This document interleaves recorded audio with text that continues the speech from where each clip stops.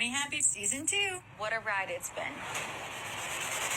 After the undeniable success of Shiny Happy People, Amazon is releasing Shiny Happy People 2. However, this time the documentary will not be about the Duggars, although I'm sure some IBLP kids ended up in these situations. It's going to be a lot different. So let's go through the trailer. I'm going to give you a bit of read ahead, that sort of thing. Did you ever hear about Teen Mania? It's like Coachella for youth groups. It's a great place to meet other Christians. Fire the Fire was like the thing to do with your youth group. Music's playing, fire shooting off. It was wild. Do you love God or do you love God?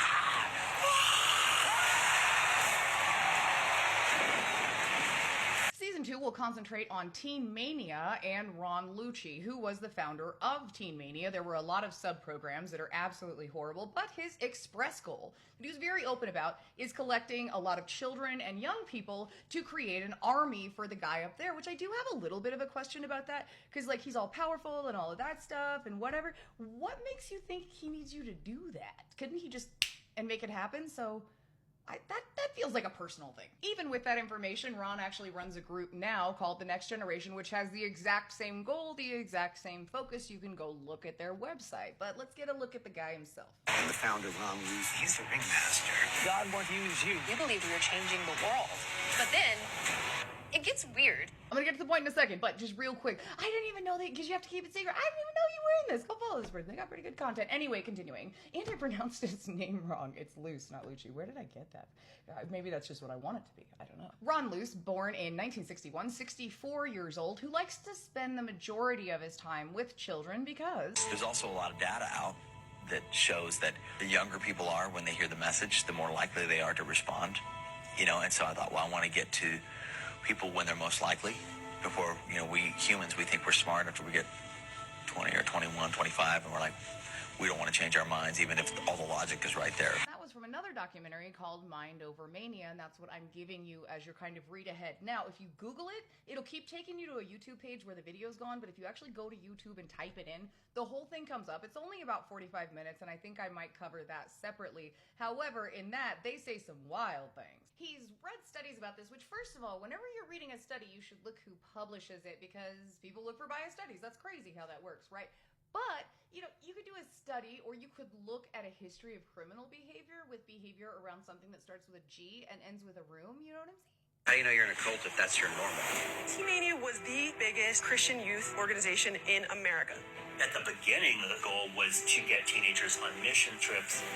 Don't you want to go around the world and save people for Jesus? Every role was filled by teenagers. You're working 15-hour days, sacrificing yourself for this vision. It is exploiting these kids. I was a teenage telemarketer for Jesus. This group had many activities. There were, of course, the concerts, but then there were other group activities like ESOL, the emotionally stretching experience of a lifetime. And that would include being out in a field and just emotionally, physically, spiritually, any kind of hurt that you can think of. However, if you were doing the telemarketing thing, a lot of them have reported that they would go a little bit easier on you. Even though the conditions were horrible, 15-hour days, no breaks, not enough food, that sort of thing, it was better than being out in ESOL and going through this. Spit it up, you want to eat even more. Swallowing it is much easier. I want you to eat one handful of that and do this for 3 seconds. Let's go. You know you like it. Or you'd be treated like this. Pay attention, and you are a loser. This generation has lost some of the fight that previous generations had to have even to make this nation what it is.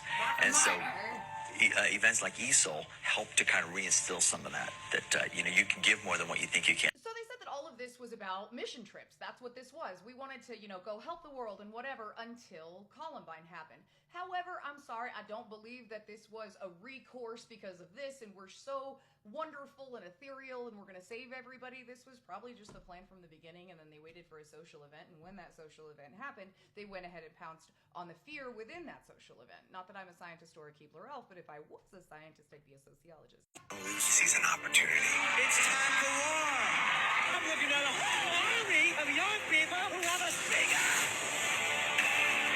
It's a matter of life or death. Which side are you on? They are creating soldiers. You were blindfolded, put in a van. I was days from dying. Terrifying. But what they're referring to to about the van thing and like you were this close. So basically they would take these kids and grab them in the middle of the night and drop them off in the literal middle of nowhere, like 5 or 6 of them holding giant crosses, and they had to walk back to where they were supposed to be. No money, no food, no any way to do anything. We were all ready to do whatever it takes to just save the world. We need to take America back to being a Christian nation. Let me hear your battle cry tonight. These are the things I'm thinking about as a teenager.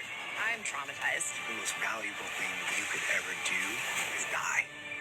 Did you assume as a kid that you would die a martyr? I never thought there would be another option. Teen Mania went out of business in 2015, officially December of 2015. However, the founder has started a new group who has the exact same goal, going after the exact same demographic. This came after a flurry of lawsuits, one of which he actually got an arrest warrant for because he refused to pay the judgment. So it's been a whole mess, but apparently he found a way to rebound and was recently on the 700 Club. This comes out July 23rd, and in the meantime, before we cover this, we're going to cover Mind Over Mania, which really concentrates on the ESOL program, which was eventually changed to the Pearl program, with an equally disturbing acronym. So I'll see you there, and I hope that you guys have a good day. I will see you before that. That's like, you know what I mean. Have a good day. Anyway.